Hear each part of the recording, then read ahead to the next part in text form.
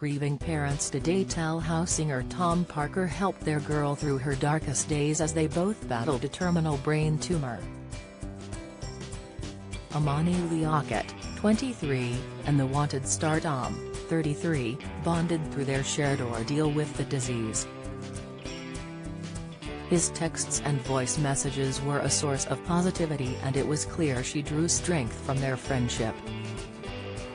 One, last November, said, "I don't understand. Why do you think you're dying? You're not dying. We're not dying. We are young. We are fit enough." Others lifted her spirits as upbeat Tom declared, "I know it's scary, but you're going to be fine. You've got this." Tragically, both succumbed to the disease. Imani, a first-class honors law graduate who was engaged to be married, died on February 21, her sister Ruqayyah's 21st birthday.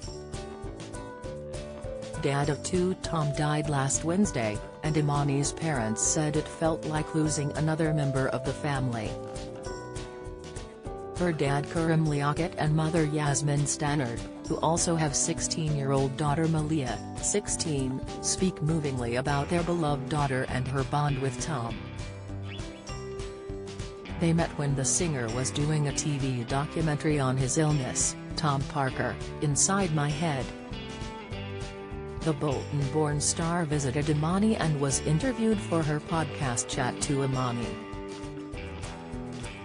Karim, 49, of Luton, Beds, says, "Their journey, the stories of seizures and so on were almost identical, so they clicked straight away. To have him keep in touch, to have almost this lifeline from Tom, gave Imani some hope and excitement. She was a trapped soul, completely isolated because she couldn't go out during the pandemic when she was sick. Tom was one of the few people battling the same disease she met in person. Their exchanges turned into almost a little conversation piece. She could say, 'Oh, me and Tom are friends.' It gave her so much joy in her last year." In September, Imani saw Tom and his band perform at London's Royal Albert Hall, rattling off hits like Chasing the Sun and, fittingly, Glad You Came. Anxious Imani faced more trauma over the next month, but Tom was again there to support her. Yasmin, also 49, says, she texted Tom a day before brain surgery. His voice note said, "I'd be asking it. But you'll be fine. I'm sure of it."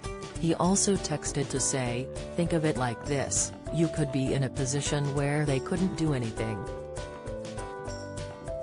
You've got this." That really helped her. On the day Imani died, Tom posted on Instagram, "My thoughts and love are with her family. She was an incredible young lady. Bright, smart, funny, and I had the greatest pleasure to meet her." He later sent Imani's family a ceramic angel in a box, a candle inscribed in loving memory, a packet of forget-me-not seeds and a silver picture frame. "We have that frame in our bedroom," Yasmin says fondly. "We put a picture of Imani when she was young in it. It was just so generous of him and his wife Kelsey, and that was them, always a support and joy, even when he was ill himself, and going through so much with his own family." At the time, Tom was in Spain having treatment at a private hospital. Yasmin goes on, "The day after Imani passed away, Tom messaged me to say he and Kelsey were sending love. I said, the time you gave to Imani was the best gift. You gave her some of the best moments in 2021 and she was so excited." He said, "Oh Yasmin, that really means a lot. He was really good at reassuring us. Just keep going, keep fighting. Another example came on February 6, when Yasmin found Imani clutching her phone. She explains, "It was gobbledygook what she'd written, as she had lost the feeling in one side of her body and had been very poorly. Her vision was going. But she'd sent Tom a message in a burst of energy, and even though he wouldn't have understood, he replied." Both of them held on, Imani to get her masters and Tom for his concerts. Imani was diagnosed with grade 4 glioblastoma multiforme, a fast-growing brain cancer, on her 22nd birthday. Her battle lasted 22 months. Tom, who leaves wife Kelsey and children Aurelia Rose, 2 and Bodhi, 1, lived for 18 months after the same diagnosis in 2020. Solicitor Kuram says, "It was like losing another member of your family, a family with a unique bond." Yasmin says, "It totally knocked us to hear of his death.